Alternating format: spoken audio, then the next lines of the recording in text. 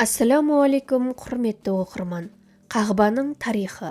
Ислам дінінде ерекше орын алатын, адамзаттың алғашқы кезінен бастау алған рухани уақиғалар мен мұғжизаларға толы.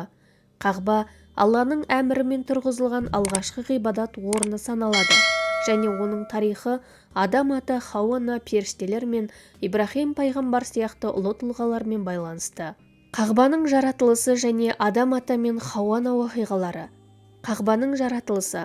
Ислам сенімі бойынша қағба жер бетінде тұрғызылған алғашқы қасиетті үй. Кейбір риуаяттарға сәйкес қағбаның іргетасын ең алғаш періштелер Алланың әмірімен тұрғызған. Олар оны Аллаға құлшылық жасау үшін жердегі ғибадат орны ретінде салды. Адам ата мен Хауа ана жерге түсірілгеннен кейін Алла оларды кешіріп, жер бетінде құлшылық ететін орын ретінде қағбаны белгілеген. Алла Адам атаға қағбаның орнын көрсетті. Содан соң Адам ата періштелердің көмегімен ғимаратты қайта тұрғызды. Риуаяттарда айтылғандай, Адам ата өз ұрпақтарын қағбада Аллаға ғибадат етуге шақырған. Бұл ғибадат орны адамзаттың Аллаға жақын болу үшін арнайы жасалған алғашқы үйі болды. Табиғи уақиғалар. Адам ата тұрғызған қағба уақыт өте келе табиғи апаттар, жел, су тасқындары және жер сілкіністеріне қирап, із-түссіз жоғалған. Кейіннен оның орны Алланың қалауы бойынша қайта жаңартылды. Ибрахим пайғамбар және қағбаның қайта тұрғызылуы. Ибрахим мен Исмайылдың еңбегі. Уақыт өте келе Адам ата тұрғызған қағбаның орны білінбей қалды. Алла Ибрахим пайғамбарға оның орнын қайта көрсетіп, Исмайыл ұлымен бірге ғимаратты тұрғызуға бұйрық берді. Құранда бұл уақиға былай баяндалады. Ибрахим мен Исмайыл қағбаның қабырғаларын тұрғызғанда, Раббымыз бізден қабыл ал, ақиқатында сен естуші, білуші деп дұға етті. Құран Бақара сүресі 127 аят. Қағбаның қасиетті белгісі ретінде қайта қалпына келуі. Ибрахим мен Исмайыл қағбаның құрылысын аяқтаған соң, Алла бұл орынды қажылық ғибадатының орталығы ретінде белгілеп, оны бүкіл адамзат үшін қасиетті орын етіп бекітті. Періштелер мен қағба уақиғалары. Қағбаның алғашқы іргетасы.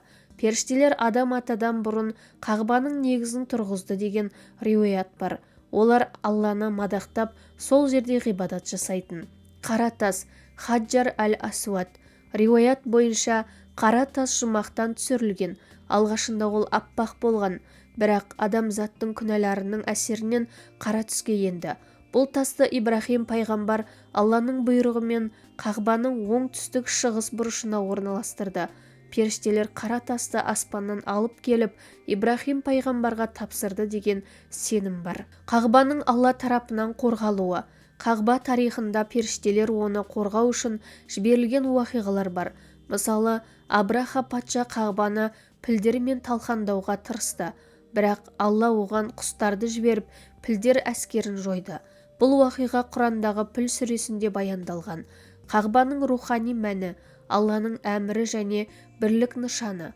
Қағба тек ғимарат емес, ол мұсылмандардың Аллаға ортақ құлшылық жасайтын орны. Ол жер бетінде мұсылмандардың бірлігі мен рухани байланысын бейнелейді.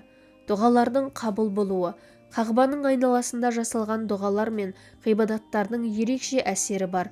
Бұл орынның қасиеті мен тарихы мұсылмандар үшін орны ерекше қастерлі етеді.